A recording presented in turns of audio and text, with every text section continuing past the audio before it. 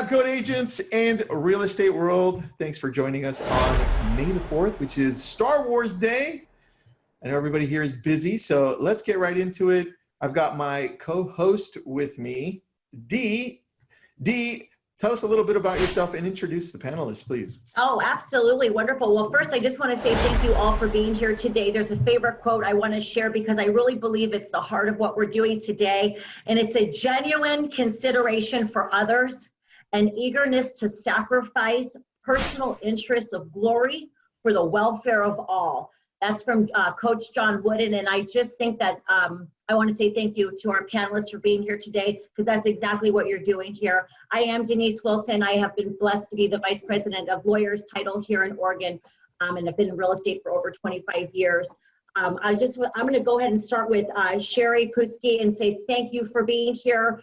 She is with us from the greater Seattle area. She does residential resale business and new construction. Her motto is to stay humble, work hard, and be kind. And I love that. Chris Suarez is with us today. He is the owner of PDX Property Group, Experience Growth, and the co-founder of Place Inc. Chris began his career in New York and has been here locally for me in Portland, Oregon for the past 10 years. And we also have with us today Mindy Hibbard. We're so glad that you could join us today. Thank you so much. She's been serving buyers and sellers also in the greater Seattle area since 2006. And her knowledge is in residential resale as well as vacant land for all of those years. And her top priority is serving her clients at a very high level in the state of Washington. And Craig, thank you so much, Craig Reger, for being here with us. He's been a key player on the national real estate scene for 22 years. He's also the owner of the Reger Network, as well as Reger Coaching and Consulting. Thank you all for joining us today. And Tristan, thank you for having us. Well, I'm excited to be interviewing everybody, so thanks for coming on, guys. I appreciate you. Let's get right into it with the first question. Do you want to go first, or you want me to go first? You go first. All right, I'll go first. Here we go. And let's pick on Mindy, because she was in first. Mindy, we're going to go to you. Thank you for having me, you guys. You should have wore your Mindy shirt. Mindy Hibbard Real Estate. There you go, branding. We could be buddies. All right, so let's get right into it. How have you been adapting your business to the current situation? Yes. I would say that with coronavirus, things kind of came on quickly. We in this industry are obviously evolving all the time. And at the same time, you know, how quickly do we adapt to that? So things went virtual very fast. Fortunately, we have things like Matterport and our cinematograph videos and, you know, kind of our modern day virtual tours that are helping with that, along with the social media boost. I think it's really important for everybody out there to really focus in on their social media, touching their spheres of influence daily, and then also making those great new connections with others. So we did kind of launched this idea of putting the cinematograph on IGTV, and that has really helped with us getting exposure for our listings. I love it. Very good. So putting in tech into your current business is really important. Let's go to Craig. I'm just going to go down the line on my screen. Craig, what about you, buddy? What are you doing? You know, I think it's evolving, right? The first week was shock and awe. It's, okay, I've got sale fails. I've got buyers in escrow, pulling out of escrow with the ability to still do so. I've got Nike's a big part of our business here in Portland, Oregon. I've got Nike folks in the high end calling saying, hey, our stock just went down 40%. Get me out of this or don't put my listing on the market. So that first week, 10 days was pretty negative from a mindset. I know we're going to talk more about mindset later. And it was just dealing, I think, right, this group, high producers, everyone in scale has been affected by the pandemic. High producers took probably a few more punches up front just because they've got a little bit more business going on. They've got more listings on the market, more escrows, more buyers are showing homes to. So I think step one for me was just getting past that shock and awe, getting my head in the right place, even checking out from business and grounding myself with family and health for a week or so was a really big step. After that, moving over to client check-ins in a very non-salesman type way, like, hey, how's it going? You know, just checking in with my sphere, my past clients, my pipeline, my upcoming listings, and literally just seeing what's going on in their world. And of course, is there anything I can do to service that? Then it moved into finding opportunities in our market. I know we'll talk more about that throughout today. And where are the opportunities and what clients can I match that with? And then finally ended up in productivity, which is, okay, I got over shock and awe. I checked in with people. I found opportunities. I shared those. I found some clients that want to take advantage of them. And then productivity kind of completes the cycle. And I go back to a positive mindset, which is where I was at before this whole mess started. Wow, that's a lot of stuff, dude. I love it. I love how you condensed that too in like a 2-minute talk there. But I want to dive deeper into that in a little bit, and I know Dee does too. But let's go to Sheri and ask her the same question. What do you think, Sheri? Yeah. So again, those are great points made by you guys already, but it was really a matter of educating folks and listening. So I think a lot of people had misunderstandings about what our role was and what we could or couldn't do, which obviously varies state to state and even week to week in some cases, with the governor opening up different options for us. But I had a colleague of mine that thought only Redfin could show listings, and of course that's not the case. So just making sure that our clients know and understand what our role is right now, and that we're able to serve them in a safe manner. That's a really good point that you bring up there. That our clients need to be aware of the things that we can and can't do. And I think some agents are missing the point on that. So Chris, wrap that question up, dude. What do you think? Yeah, I mean, I think almost everything's been said. The only thing I'll add to that is one of the things that we jumped in right away to do is just kind of create some quiet. Ryan Holiday's book, Stillness is the Key, is probably the best book that any of us can read right now, because we all need a little bit of stillness and quiet with everything going on. But in that book, he talks about the Greek god Pan, and how when Greek gods in mythology were fighting the giants, they'd call Pan in because Pan had the loudest voice, and Pan would just shout, and all the giants would get scared and run away. And I as I read that, I thought, well, gosh, that's what's happening right now. The media, and there is so much noise. In fact, our English word panic comes from the Greek word pan, which straight up just means to be scared. And so I think for us, it was to try to eliminate a lot of the outside noises or advice, or like there was just so much coming at our agents that we just took a breath and said, hey, let's quiet that and let's focus on what we set out this year to focus on. I think a lot of people began to ask themselves the question, gosh, should I change my goals? Let's look at these goals. And I think my only advice there to start the conversation is, the result of the goal is sometimes irrelevant. And I look at goals as strictly a means to really inform the strategy, right? So our goal informs the strategy then informs our activity, and activity informs our calendar. So in my opinion, if the goal stays the same and our activity has to change, at least we know what to focus on. So it's just as much as anything kind of simplifying things and going back to, hey, what was the goal? What were the strategies we thought were going to hit that goal? Does the strategy have to change? Awesome. If it does, then how is that going to change or affect our schedule? And the agents that have kept a strict schedule and a consistent schedule really are in any marketplace right now the most productive, consistent for their clients as well. That was well said, man. For those of you who missed the book, it's called Stillness is the Key. It's a great book. He's right. Amazing book. I want to add something to what you're saying, and this is more kind of like on the scientific side of what you just said, so that people can understand this process more scientifically, so that people don't just say, well, you know what, that sounds all great, but how does it really work? And so we have up to 70,000 thoughts in a day, which is massive, right? And the thing is, we don't tend to focus on what's most important, because a lot of us aren't asking those right questions. And what Chris said, we're not prioritizing the important things into our calendar.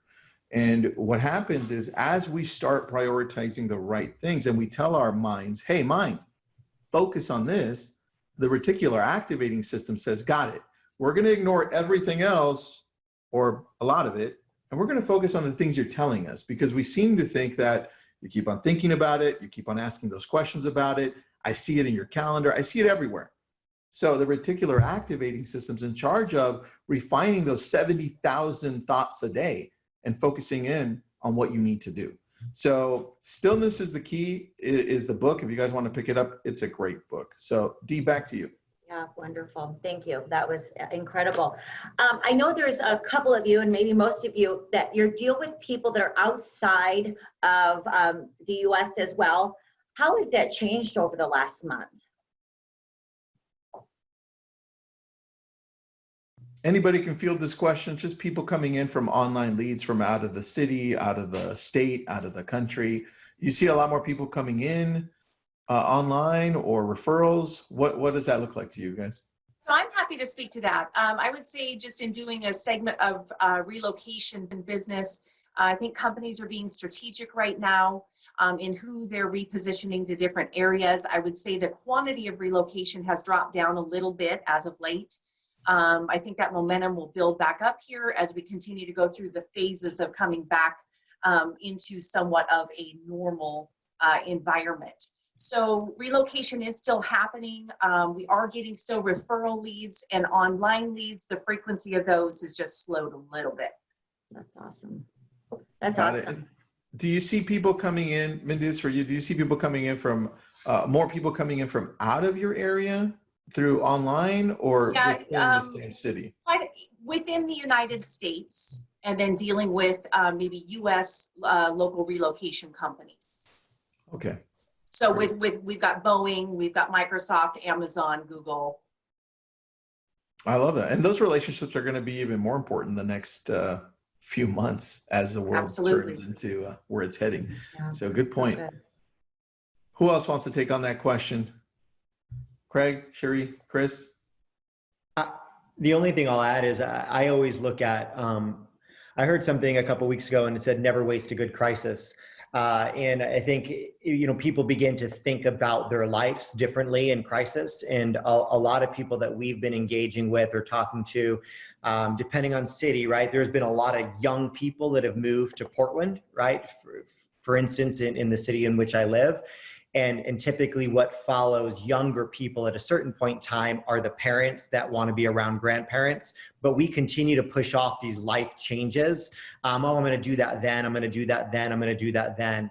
And so we've seen an increase in a buyer pool demographically of people coming to follow their kids and grandkids. This crisis has made people feel disconnected if they didn't live closer to family.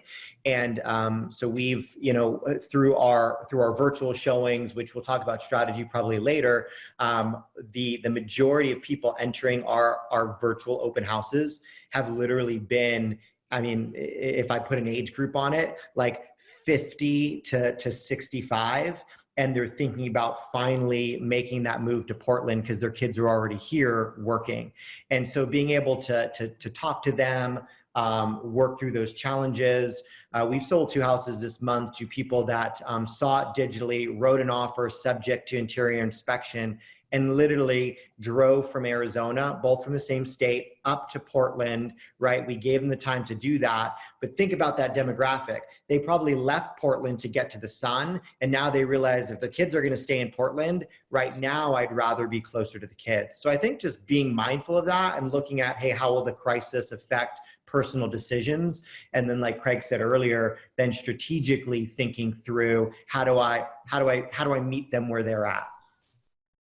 Okay. That's key. That That's was well awesome. said. Craig, Sheri, anything you want to add to that? I agree with Mindy. I think we're kind of in similar situations in terms of our buyer demographic with the tech industries. And I don't do as much relocation, but I would agree that fewer foreign buyers or relocation buyers than what I would typically see. All right. Good. All right. Well, let's head over to the next question. If you don't have anything to add, Craig. I'm good. Perfect. The only thing I would add to that, then that if I'm an agent, I ask myself, well, where's the majority of my business coming from? All of a sudden, like if I was relying on my my reload company to send me leads. First of all, I was paying a big referral fee on those anyway, or my brokerage to send me those leads. Like we are going to wake up and realize that we're responsible for generating a flow of business on our own. And as markets shift, those companies or those relationships or those contracts may be less or more important. I think that's a good takeaway for all of us. Yeah, and that kind of, just to kind of chime in with that, Chris, it's our responsibility as agents to really promote an ultimate client relationship. I know with John L. Scott, we focus a lot on that, and that is staying into contact with our clients, whether it be through a newsletter, whether it be through a birthday card, whether it be through a personal phone call. Hey, I'm driving down the road and I'm thinking about you. Yeah, that's true. Well, let's get into this part a little bit more, just kind of like the things that we're doing that matter. What do you suggest to agents, or maybe an single agent, new agent, or even the veteran agents who's looking for actionable items, like things to do right now to create more business opportunities for themselves? What advice can you give people in regards to that? And anybody can start. I'll jump in, Tristan. Can I commandeer the screen and show a slide really quick? Yeah, do it, bro. All right, cool. Can you guys see that? Yes. Thank you. Awesome. My answer is know your numbers, right? At the end of the day, I talked earlier about my mindset, what was going on in my market, taking those punches, as many agents did with sale fails, transactional, what have you. And I've seen a lot of agents over the last 6 weeks posting like, oh, there's been 400 sales in my MLS, there's been 31 sales in my MLS. And I think that's fantastic. So I look at it through a consumer's lens, even though like 80% of my online presence is other agents around the country. But as a consumer, I see that, I say, well, that's fantastic. That's good news, right? That market's not at zero. And I think that's what the agent's trying to portray is, hey, 120 houses sold last week or yesterday in my MLS. One of the things that we're really focusing on in our market is what happened pre-pandemic versus now. Right? Like what was going on in my world 7 weeks ago, coming to the end of winter, beginning of spring, versus exactly what's happening over the last 7 weeks on a weekly basis. So I've got a lot of metrics here, but the ones in red is looking at pendings. So pre-pandemic, schools were open, shopping malls were open, 817 listing or pendings on March 3rd. It's like, okay, that's what my market had to offer. And then I jumped like 4 or 5 weeks in the pandemic and pendings are down 50%. So from a mindset standpoint, I'm like, wow, pendings are down 50%. Like, no wonder I'm in pain. No wonder I'm unhappy getting out of bed. No wonder my team is stressed out and struggling. But then I start looking at the trend. These are, of course, Portland Metro's numbers. But my challenge to every agent is to pull these, whether you're a team, a new agent, as you said, Tristan, experienced, seasoned, mega agent, doesn't matter. And I see it go to 469, then 569, and the last week was 616. So, that's crazy, dude. Right, so to see this, just the first thing, even if I'm not in productivity, right, it's totally crazy. I look at these numbers, it's like, hey, there was a really big dip, about 50%, and now it's down about 25%. And there's a logical side of me that could argue, well, maybe it's down more than 25% because I expect more homes to be selling on May 1st than I did on March 3rd. But regardless, pre-pandemic versus now, we went down 50%. We've gone back up 25% just the last 2 weeks. And I look at listings taken, 841. Drops down to 633, 636, and that one's still curving down to 600. And I compare these two numbers and I say, okay, last week in my market, there was 616 escrows opened, yet there was only 600 houses, 600 new listings hit the market. That's a message I want to scream from the rooftops, whether that's social media, or as Mindy was saying at John L. Scott, like whether it's the birthday cards or staying in touch with my sphere of my past clients. This is a message I immediately want to get out to my database, to my sphere, and if I have a team, to my team as well, that it's actually a really darn good time to list when there's more escrows being taken in Portland Metro in the last 7 days than there was listings hit the market. Just super powerful numbers, and I could go more macro, and I won't waste time on it, but at the end of the day, like what that next slide was going to show is that for the most part, houses above 700,000, our inventory starting to stack up here in Portland Metro. There's some exceptions to that, but kind of neighborhood by neighborhood, zip code by zip code, 700, 800,000. Like, wow, we're stacking up. We went from 2.5, 3 months of inventory in just 7 weeks in some markets to 8 or 9 months of inventory.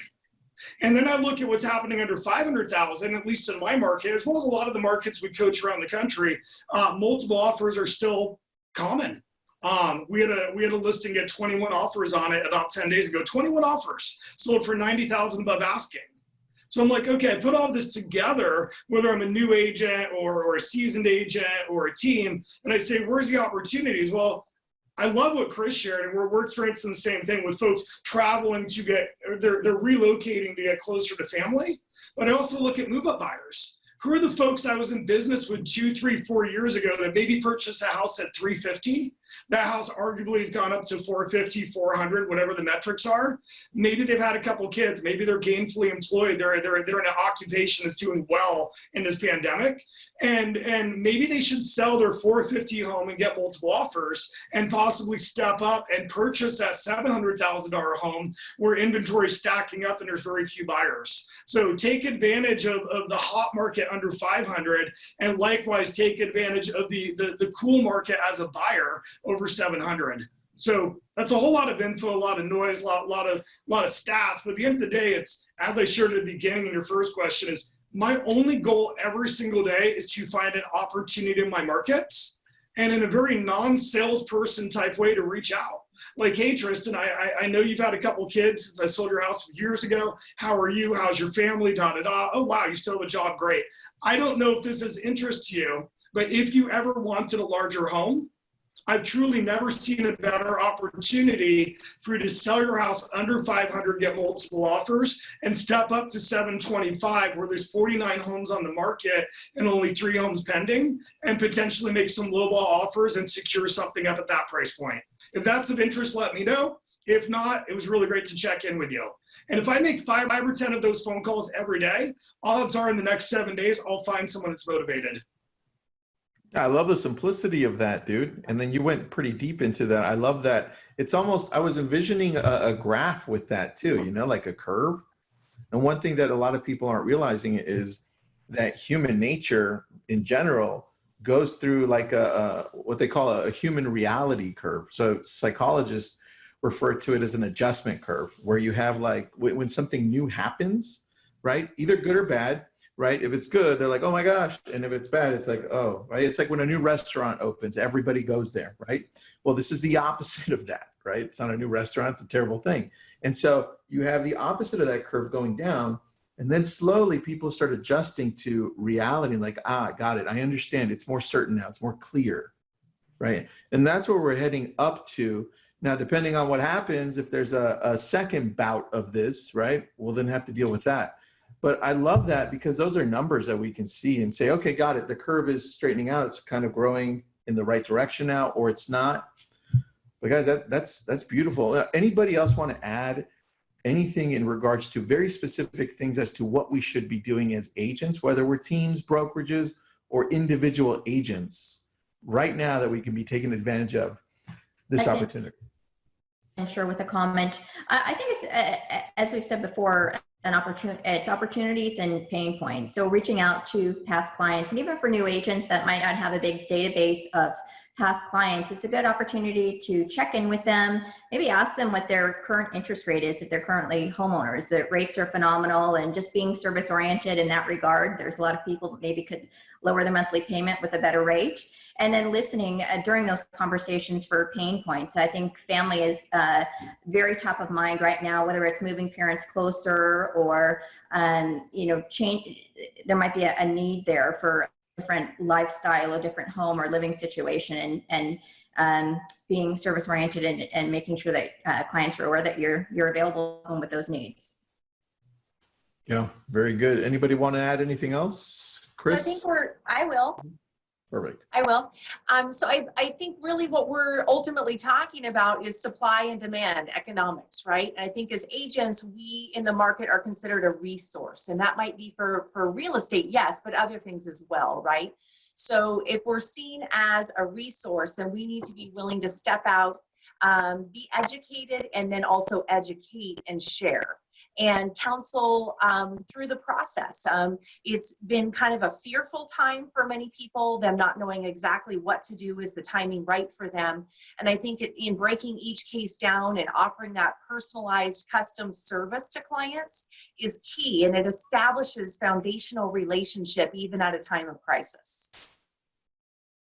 I think, you know, to Mindy's point, if we look at different crisis times in history and look at leaders that got through that real well, Churchill stands out to me, right? One of the best leaders in times of crisis. He had a statement that he always made, and it was that we need to determine reality. What Craig's chart does is determine reality really quickly. Right? Those statistics make it less about what my opinion is and just allow a buyer or a seller to see reality. Churchill said that people panic and leaders find truth. You know, the fact is we oftentimes tend to live in myth. And then Churchill said the problem with politics is if we live in myth, we can't fashion policies or plans around it. So we are forced to determine reality. For us as real estate agents, if we don't have the facts or the reality in front of us, we can't fashion our consultative advice or a plan or a strategy around it. So Craig's able to look and say, well, gosh, 605 listings, 620 pendings. Like, I should be on the phone with every single future or immediate seller in my database right now. The only strategic thing that I'll add as something we could do tomorrow, regardless of whether we're an individual agent, a team, we've sold 5 houses or 5,000 in our career. We started after March, where sort of the message was care call, like make the care call, make the care call, make the care call. Like I just felt like I don't think anyone wants another care call. So we just started making equity calls, and we pulled up every past buyer in the history of our organization and looked at when did they buy and what year is it now. And we weren't gonna get caught in too deep of an analysis, but if they bought 3 years ago or 4 years ago in Portland, I know they have about 5%, 6% a year of appreciation. So let's call it 17%, 20%, whatever that appreciation number is from the year they bought to today. And all we do is hop on the phone and just say, hey, I know there's a lot of bad news, so I'm making calls with some good news. We're making equity calls today, and it looks like you have about 17% equity in your home at first glance, or turn it into a number. It looks like you have about $36,000 of equity in your home at quick glance. I guess my question is, what do you plan to do with it? Now, what that does is it moves you away from how are you doing, how are the kids, are you doing your homework conversation to a real estate conversation, which allows them, to Craig's point, do they want to move up? Maybe they look around, they're like, no, I just want something smaller. That's great for us too. Maybe you do make that call to someone that did lose their job. And honestly, that equity, I don't want them buying a car with it, but if it allows them to potentially sell and get through a period of time where they are without a job, we have clients that both husband and wife lost their job. And the cool thing about our industry is now we come in and we're able to provide a path to their preferred future of getting out of financial stress. So just making those equity calls to all past buyers was just something strategic we could do and get back to some real estate conversations. I love that. I love that, because equity really gives us choices, doesn't it? Equity gives people choices, and I think it's a powerful conversation. Thank you for sharing that. Dee, can you ask question number 6? Yeah. Because I mean, Number that kind of led right into it. Thanks, Did Chris. you- Appreciate Did that. you say number 6, Tristan? We're Yeah, skipping? that was really good. Thank you. Our segue king. I love it. Okay, so number 6 is, what can we really offer our database now that is different and relevant to them that they are not getting from someone else, real estate related or not? I mean, Chris, you answered that, so that was beautiful, dude. But anything else that you guys are doing? Because I agree with Chris when he said the care messages. I'm kind of feeling like it's now a little bit overdone. People are kind of like, we get it, you care, all right, we get it. It has to change a little bit. Any other things that you guys are adding on top of that? I'm going to feel like a broken record, but it's again going back to my data, Tristan. It's condominiums. There's exceptions. There's always exceptions, but condominiums in my market have slowed substantially. So who am I reaching out to that group? Well, first-time buyers who might be interested in condominiums, downsizers.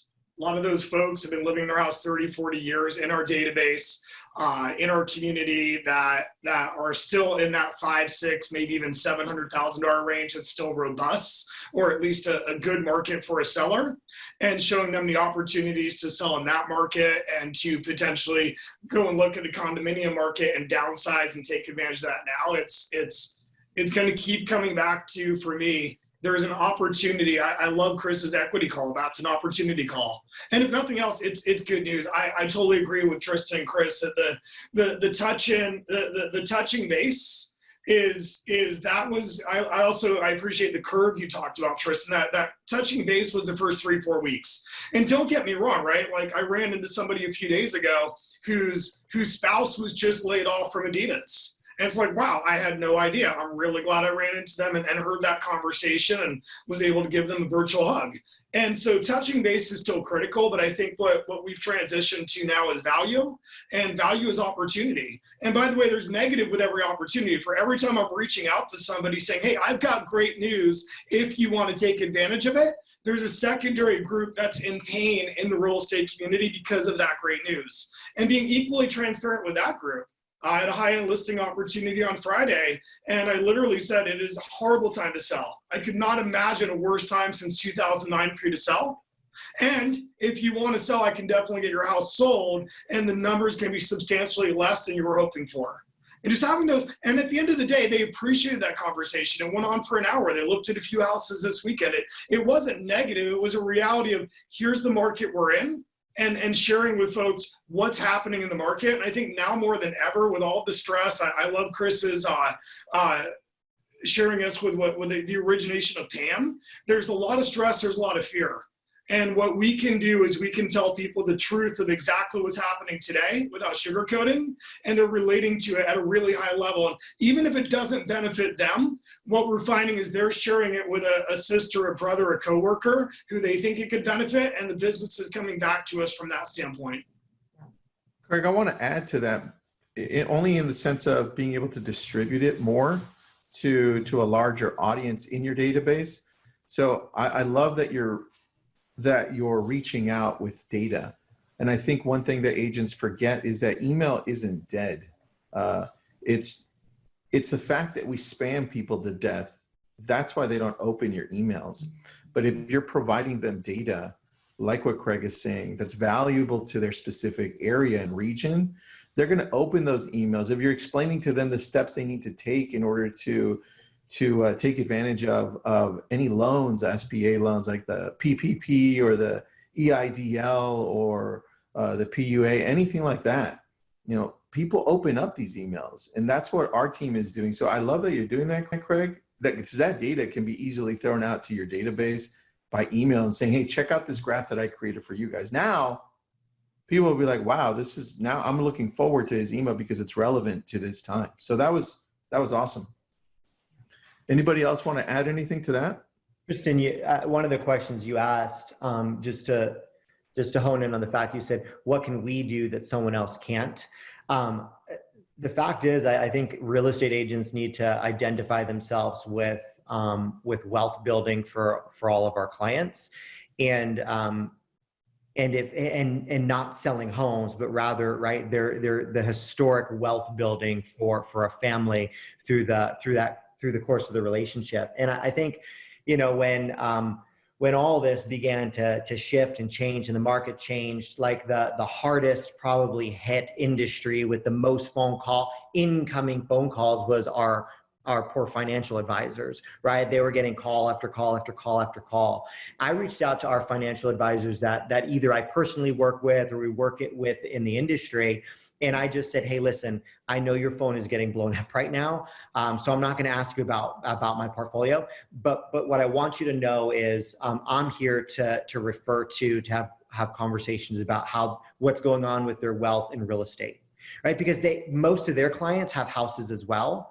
And so we actually wound up getting some pretty solid referrals from 3 different financial advisors. 2 actually did need to sell their home, and it was the right time. So we put those homes on the market. 2, it was not the right time. But what I want to do is establish our industry as the financial consulting industry, right? Like, people go to them for advice. They have inbound calls on advice. Like, if our phone isn't ringing, that probably means that when something goes right or wrong in that person's life, they don't immediately think, let me get some financial advice or let me get some consulting or counsel from my real estate agent, and they really should. So this crisis is the perfect time to show up that way and to reestablish who we are to those clients. Technology can't do that, right? So when you say, what can we do that someone else can't? Like, platforms can't do that. We trade on platforms, like maybe you're on Robinhood or E-Trade or like maybe you're on one of those platforms, but when you want advice about investing or advice about really when to buy or sell, we actually call our financial advisor. Same thing. Like, we'll use tech platforms for the service or to complete that transaction or to even connect, but the advice and the consulting has to come from us. And I think it's a great opportunity for us to show up that way now. Dude, that's beautiful. I love that you said that, because we look at Zillow and Redfin and Open Door, and they're retracting, right? They're like, well, what the hell's happening? We're publicly traded, so you know what? Let's pull all our money back because we don't know what the hell's happening. It gives us an opportunity to be that professional that Chris is saying. You want to be the go-to person for anything that has to do with wealth building. So all these people and agents, right? Agents that are complaining and saying, oh, you know, I don't know what to do. Zillow's going to kill me. Those are the same people that aren't going to take advantage of what we have right now to be able to grow in mind share, right? Are you going on Facebook? Are you going on every social media is free? Are you doing videos? Are you sending out the information so people understand who you are and what you stand for? This is that opportunity. Exactly what Chris said. Take advantage of it, guys. And this is being recorded. I had a few questions. This is being recorded. I'm going to post up the link to our YouTube channel. Go ahead and do two things. Subscribe and click the little bell so you know when it goes up to YouTube. Chris, dude, that was beautiful, man. And I love that. Anybody else want to add anything to that? Going once, going twice? No? All right, good. I have a question. We're seeing a lot of technology being used right now. Whether it's Matterport or Asteroom. Look, I've got this little Asteroom thing, right? This little device that now, instead of paying $4,000 for Matterport, it's I can use this, put my phone on there, and it's $60, and it works almost as great as Matterport. So what tech are you using right now a lot of to be able to connect with your audiences? Anybody want to add to that? Because I know I always look to tech. I'm like, ooh, what's next? And what aren't you using anymore? Anybody want to take that one? Chris, Craig, Mindy? Okay. All right, shoot. I'll jump in quickly. Anything virtual is obviously critical right now. Like, I've been on more Zooms in the last 6 weeks than I have in my whole life. And I'm enjoying it. Like, I'm enjoying it. It feels like what is it, like 70% of communication is nonverbal. So I'm enjoying having buyer consults, price reductions, offer presentations via Zoom. But that's not my answer. My answer is a database, right? Like, let's go to the basics. Mindy brought it up earlier. Like, a lot of new agents don't have databases. I would argue a lot of agents don't have databases. And if they do, they're not using them at a high level or consistently. I would use this time to time block a half hour a day, an hour a day, 30 minutes a day. So many agents we work with in the industry 5 years, 10 years, 15 years, and they're successful, yet they've never built a database. Or actually out still doing open houses when you could do open houses to find clients. And it's like, why would we go and convince someone we don't know to work with us when we've got this tremendous group of people that have loved us, supported us, even used us in the past? Let's communicate with them on a more frequent basis. And whether that's providing the data or Chris just shared being the expert or whatever it might be, why don't we use that time right now to put a synchronized system in place that we can communicate with our database, whether that's phone call, email, text, snail mail, pop buys. We have a lot of our clients doing pop buys right now. They're just dropping something off sanitized on the doorstep. And the other thing we're seeing with the database is anything that is back-end analytics. Anything that allows us to show like, hey, Tristan, I set you up for a search from 5 to 700, and I'm able to see that Tristan's been on there 4 times this week looking at properties. Because that's where we're seeing is our consumers are bored. I'm bored. I had a boring weekend at home, and I'm online more so than ever. My screen time is up like 300%. So there's a group of people that are looking at the screens right now, looking at the emails, opening up and looking at properties. And I just want to make sure I have the analytics to be able to see what they're looking at, which of course gives me an excuse to follow up. So database is the technology I would argue everyone should be focusing on for the next 60 days, because we probably have time to do it now we didn't have before. That's awesome. Chris, you were going to say something right before that? I just think all technology needs to be based on what did we do in analog before and what do we do digital now, right? I don't know that we're going back to showing property the way that we used to. I was having a conversation with one of our buyer's agents, Hannah, who, she has a 1-year-old, she's pregnant with her second child, and she had this realization that this is the greatest thing that could have ever happened to me, because the fact is she's penned just as many deals in March and April as she did last year in March and April, and she's done it from her living room. Like, she's virtually showing 5, 6, 7 houses. And then because we can here, she goes and shows one in person. So I believe that this is an opportunity for us to get more effective and efficient and make sure that we don't go back to the way that we were doing it. Buyers are still buying virtually. So from a technology perspective, because we're spread out across the country, we've been having, right, we've been using a lot of those consultative digital platforms for a long time. It's just my challenge to everybody is not to go back to, like, why shouldn't every listing presentation, why should they not be, right, virtual? Why should they not be on Zoom for that first time? Why should the buyer consult be in person? Like, I'm all about the relationship, but I think that we can actually serve them better. We can put data up on the screen. We can actually walk them through homes, sometimes in an easier and more fluid way, one-on-one, as opposed to a public open house. We're still doing those virtual open houses, and they've been tremendous for top of funnel. But for me, it's just not going back to the way that we were doing it before. That's key, guys. I love both of what you both said here. Mindy, Sheri, anything you want to add? Yes, or even I would love to tag on to Craig and Chris's comments. So kind of going from that conversation of analog to digital, and I'm a big person of not forgetting where you've come from, right? Where did you start and where are you today and where are you headed, right? So that whole goal setting conversation and mindset, your mindset is where your mind sits. Right? So during this time, maybe where you might not be as, active as you've been, taking your platforms and making your profiles thorough, tight, and clean on those. So, making sure your photos in there, making sure your mission statement's visible, maybe putting in those hyper-local stats that are, in the residential sector, but also in the luxury sector, and educating people, being a resource. Super important.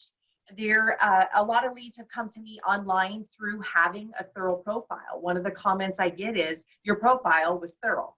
So take the time to go back, make those touches in the database, whether that's going to be, through a phone call or through an email or through a newsletter, or through a video chat, and really put yourself out there. Try to front run with that. And as you do that, you pour into your business, you pour into others' lives When you become a constant resource that's relevant, it becomes respected. And they want your opinion. They're going to want those knowledge nuggets from you.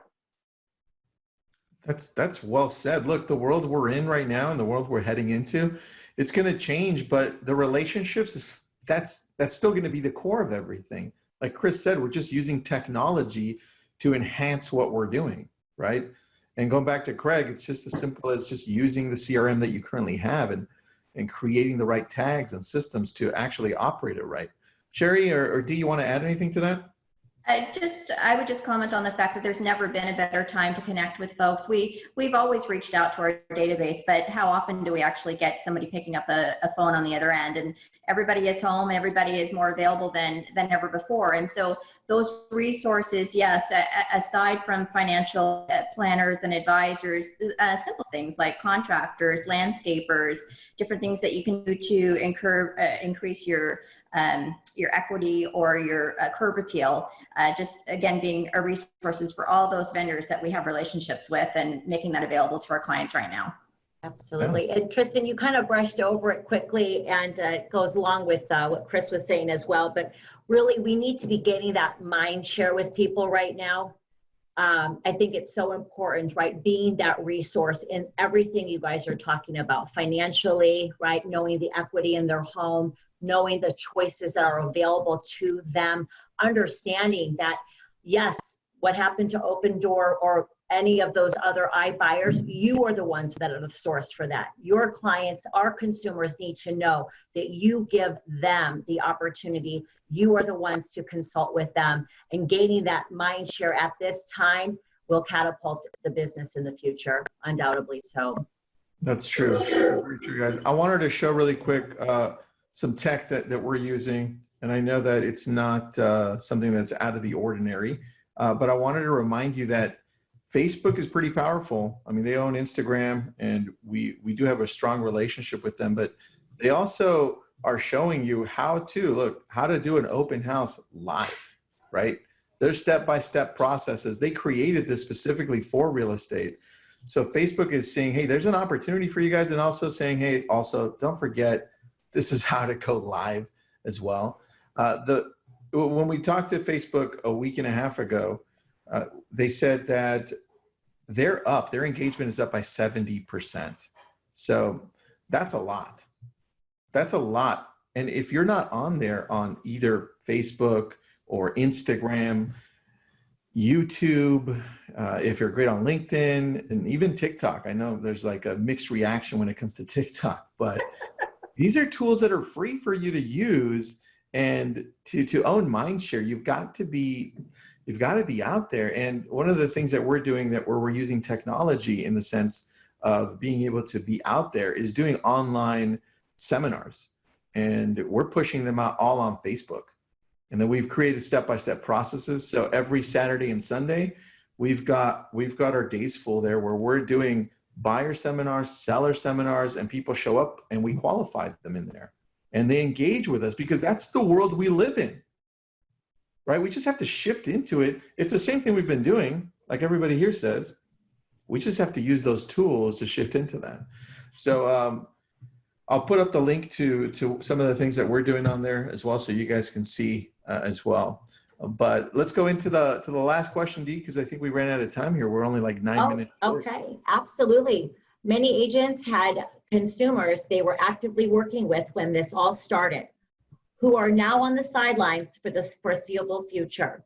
What would you say, or have you said to your clients who have chosen to wait to enter the right market now? All right, that's a tough question. I know what Craig said. Hey, look, right now it's not the time, right?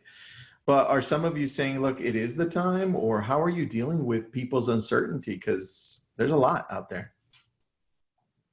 I think it's a matter of going back to the data, and it depends on why they're saying it's not the time, right? Is it not the time to buy, not the time to sell? Because the numbers show opportunity for both buyers and sellers. And so if they're in the realm of where those opportunities are, it's making sure that they understand that there really is potential there to meet their goals and exceed their goals.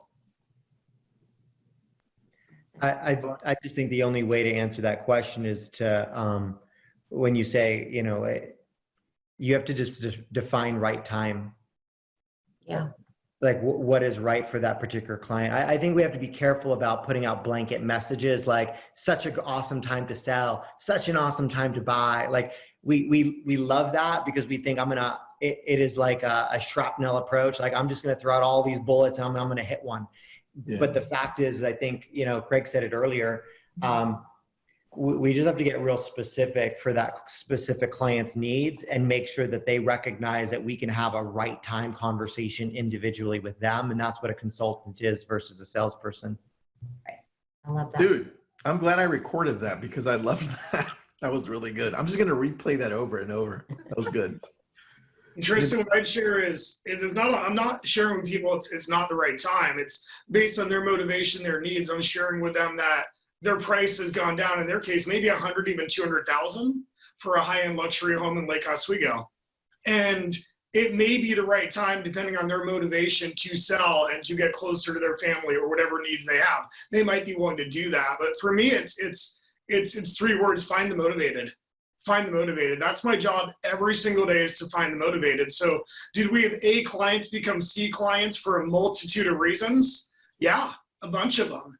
And most of them had really good reasons, like their stock went down significantly, they lost their job, they're in healthcare and didn't have time to look at properties anymore. Like our A's became C's within a matter of 10 days.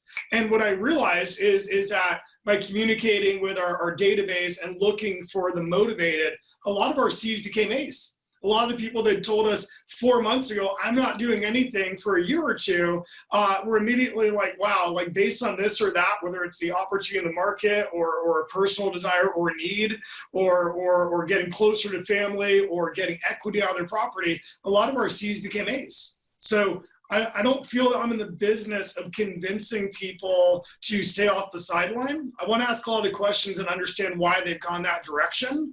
And I am in the business of finding the motivated. And there's a lot of motivated in this market. I just have to work a little harder to find them every single day. Craig, are you finding those in your database or are you going outside? Where are you finding them? The vast majority is coming from our database. It is like, we're certainly not cold calling. We're playing a little bit with expireds and canceled because that number has gone up significantly in the Portland market the last 7 weeks. The vast majority, we on average, we're touching our database about 2.5 to 3 times a month prior to the pandemic, which I'd consider high, right? That's 30, 35 times a year. On average right now, we're touching our database 3 times a week. And that may seem aggressive. No one is unsubscribing. No one is saying, wow, you're bugging me. Like and I love what Chris said, the shrapnel approach. It's a great time to sell. Like if anyone on my team posts that, it's not going to be a pretty day. We're giving valid information of what's going on today. And our database is responding at a really high level. And either a small group is taking advantage of it and another smaller group is telling us who we should talk to within their world. So the vast majority is in our database. I love that. How about you, Mindy? Where are you getting most of your qualified people from? Yeah, so a high percentage of my business is referral based. I also do get cold calls. We are seeing online leads. Realtor.com has been a great spot for us. So we get, it's a variety, but I would say a bulk of it does come from referrals, right? So doing a good job for your clients, asking them for the referral at the end of the transaction and making that commitment to them that you will treat their referrals as well as you treated them or better, right? I mean, putting your best foot forward and, setting the bar. I love that. Craig, there was a question for you and then I'll go over to Sheri. How big is your database right now, Craig? We're about 10,000, so we're at 5,000 Mets. My definition of a Met is I'd recognize them in Costco. I may not run up and say hi, but I'd recognize them. And then we have about 5,000 essentially online leads or folks that we're not in deep relationship with. And that's what I was sharing earlier, is really looking at the back-end analytics in that group. What percentage of them or who's most active on our site looking at properties right now. And we are pulling a lot of business from what 6 weeks ago we would have called crummy old online leads. And now we're seeing that they're engaging and it gives us a chance to re-engage with them. Oh, wow. I love that. I love that. And then Chris, what about you? Where are you getting your most people engaged from right now? What source is that? I think a database is always the number one source. And then top of funnel right now has been our, we've been doing virtual opens and then virtual buyer and seller classes. So top of funnel, I always believe that if we get stuck only servicing the database will shrink. Craig didn't get 10,000 people in his database by only focusing on database. He has a strategy for database, but always has strategy of top of funnel. If the business isn't growing, the database isn't growing, it's shrinking because people are dying, people are moving, people's mom just became a realtor. Like there are people that are leaving our database or getting taken from our database because something better showed up at times. If we're not adding top of funnel, we'll end up in trouble at a certain point in time. I love that. And guys, just to kind of wrap this up here, what everybody's saying here is that they're touching their database, and everybody's database looks very different. We lost Sheri there for a second, but one thing that you need to look at is what tech is coming up and what's next in regards to what you can be using for your database. And one of those things, and some of them may be using it here, is dynamic ads for real estate. And the way that dynamic ads works is it grabs your whole database, your SOI, past clients, even realtor.com leads, Mindy, and it just retargets them with your IDX feeder with whatever message you want. Kind of like when you go on Amazon, you take a look at a pair of socks and then they follow you everywhere. Well, now you're Amazon with dynamic ads, and it goes through Facebook, it goes through Instagram, it goes through parts of the internet. And this way you give them abilities to look at more properties and say, hey, I'm looking at properties and how come I hadn't seen your ads, but now they are. So dynamic ads for real estate is it's barely growing. It's been growing over the last 2.5 years, and it's just going to get even better and better. So wanted that. Sheri, one question I asked, it was, where are you getting your business from right now? Definitely my past clients and sphere of influence. I love that. Yeah, over 85% of my business is from my database and my sphere. Thank you, Sheri. Now, anybody wants to add? Dee, any closing comments here? I know we're 11 o'clock my time, Pacific time. I don't know where you guys are at. I just think it's important to thank the panelists today and Tristan for your time, the generosity shared today, and your experts in your field. And I'm really grateful you joined us today and shared your amazing expertise. Thank you. Thanks, guys. Appreciate you being on. Thanks for having us. Thanks Some for great so information. much. Thank you. Guys, this is being recorded. It'll be on our YouTube channel. I'll post up the link. Thanks so much, guys. Appreciate you. Thank you. Bye. Hey, Carol. Take care.